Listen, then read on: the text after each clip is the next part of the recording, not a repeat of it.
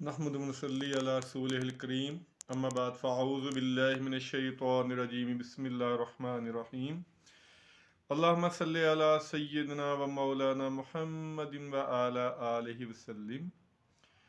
हदीस रसूल सल्लल्लाहु अलैहि वसल्लम चैनल पे आप सबको खुश आमदेद। आज हम हदीस की रोशनी में ख़रीदो फ़रोख्त के कुछ मामलात के बारे में बात करेंगे कि अगर चीज़ लेनी हो या देनी हो तो उसका क्या तरीक़ाकार है। जो सबसे पहली हदीस है वो इब्ने उमर रज़ी अल्लाह ताला अन्हो से रवायत है और बुखारी शरीफ की हदीस है। 2108 इसका नंबर है, 2108। वो रवायत करते हैं कि नबी पाक सल्लल्लाहु अलैहि वसल्लम ने इरशाद फरमाया कि ख़रीदो फ़रोख्त करने वालों में से दोनों को उस वक़्त तक इख्तियार है जब तक वो आपस से जुदा ना हो जाएं।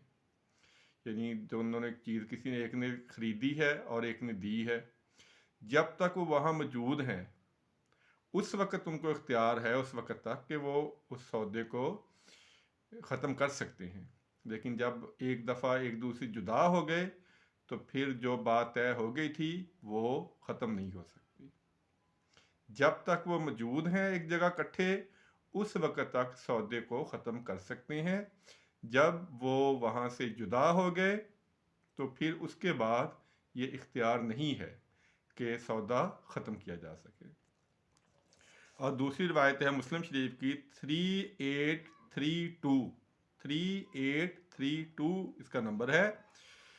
ये रवायत ये है कि नबी पाक सल्लल्लाहु अलैहि वसल्लम ने इरशाद फरमाया, जब तुम किसी से चीज़ ख़रीदो तो जब तक उस चीज़ पे तुम्हारा कब्ज़ा ना हो जाए, यानी अपने कब्ज़े में ना ले लो, उस वक़्त तक आगे फ़रोख्त मत करो।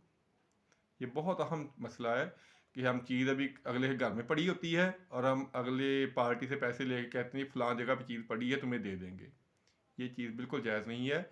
वो चीज़ जब तक आपके कब्ज़े में जिनस ना आ जाए आप उसको आगे फ़रोख्त नहीं कर सकते।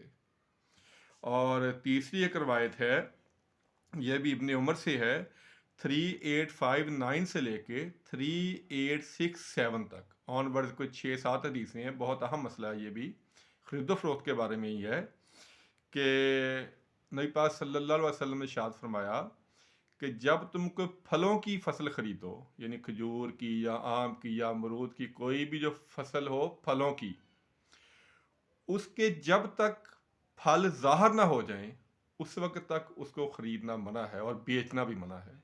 यानी अभी किसी ने बीजे हैं 2, 4, 10 या 15 दिनों बाद, अभी उसकी कोई भी चीज़ ज़ाहर नहीं हुई तो आप उसको फ़रोख्त नहीं कर सकते।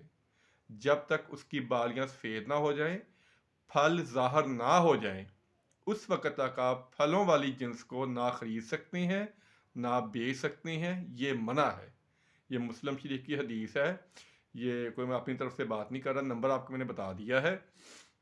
3859 से लेके 3867 तक ये ऑनवर्ड कोई 7-8 हदीसें हैं कि जब तक फलों की जो फल हैं वो ज़ाहर ना हो जाएं उस वक्त आप उसको ना बेच सकते हैं ना ख़रीदने का हुक्म है। और 3809 हदीस है एक, अबू हुरैरा रज़ी अल्लाह ताला अन्हो इसके रावी हैं। और इस हदीस में 3-4 मसले हैं, बहुत गौर से सुनिएगा। पहला मसला ये है कि अगर वो काफ़िला फ़रोख्त करने माल आ रहा है अपना, तो आप उस काफ़िले को रास्ते में जाके नहीं मिल सकते। वो काफ़िला बाज़ार में पहुंचेगा तो वहाँ आप उससे माल ख़रीद सकते हैं। आप पहले ही जाके रास्ते में उस काफ़िले से नहीं मिल सकते, वहाँ उसका माल नहीं ख़रीद सकते। ये गलत बात है। दूसरी बात ये है कि ऊँटनी और बकरी के थनों में दूध को रोकना मना है। मसलन आपको पता है कि किसी ने कल ख़रीदने आना है, हमारे अक्सर ये देहातों में ये रिवाज है कि उसका जो दूध है वो रोक लेते हैं कि वो दूध उस वक्त ज़्यादा देगी, उसके घर जाके ये कम हो जाएगा, तो ये मना है। अगर ऐसा किसी ने किया तो ख़रीदार को ये हक है कि वो 3 दिन तक वो जो जिन्स है, वो बकरी है या ऊँटनी है या भैंस है, वो वापस कर सकता है। ये धोखा दे के चीज़ फ़रोख्त करना ये इस्लाम में मना है। और इसमें एक और मसला है कि कोई शहरी शख्स देहाती का माल फ़रोख्त ना करे। کوئی شہری شخص دیہاتی کا جو مال ہے وہ فروخت نہ کرے۔ تجارت ایک بہت بابرکت پیشہ ہے، انبیاء کرام کا پیشہ ہے۔ آپ نے فرمایا تھا کہ جو نیک اور ایماندار تاجر ہوگا وہ انبیاء کے ساتھ اٹھے گا، لیکن تجارت میں دھوکہ دینا جو ہے، کسی بھی قسم کا دھوکہ دینا، یہ بہت ہی گناہ کا کام ہے۔ ایک دفعہ آپ صلی اللہ علیہ وسلم بازار میں گئے تو وہاں کوئی جنس پڑی ہوئی تھی، تو آپ نے ہاتھ ڈالا تو نیچے سے وہ گیلی تھی، نیچے گیلا مال پڑا ہوا تھا، تو آپ نے فرمایا کہ یہ تو نے اوپر کیوں نہیں رکھا تاکہ لوگوں کو پتہ چل جائے۔ اور ایک روایت میں یہ ہے کہ اگر آپ کے مال میں، جنس میں یا جانور میں کوئی نقص ہے تو اس نقص کو پہلے بتائیں خریدنے والے کو، تاکہ اس کی مرضی ہے تو خریدے، مرضی ہے تو نہ خریدے۔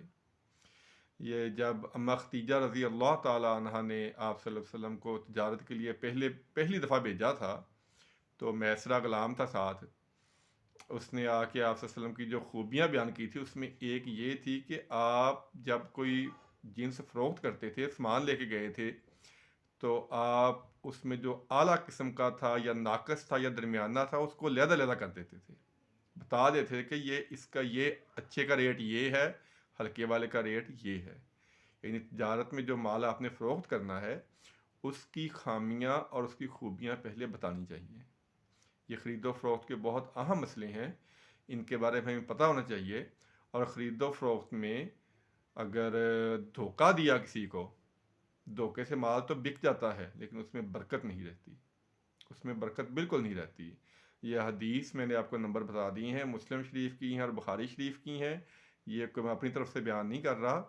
تو یہ جو حدیثیں ہیں، ہمیں خرید و فروخت ان حدیث کی روشنی میں کرنی چاہیے، تاکہ اللہ تعالی ہماری تجارت میں برکت عطا فرمائے۔ آمین ثم آمین۔ السلام علیکم ورحمۃ اللہ وبرکاتہ۔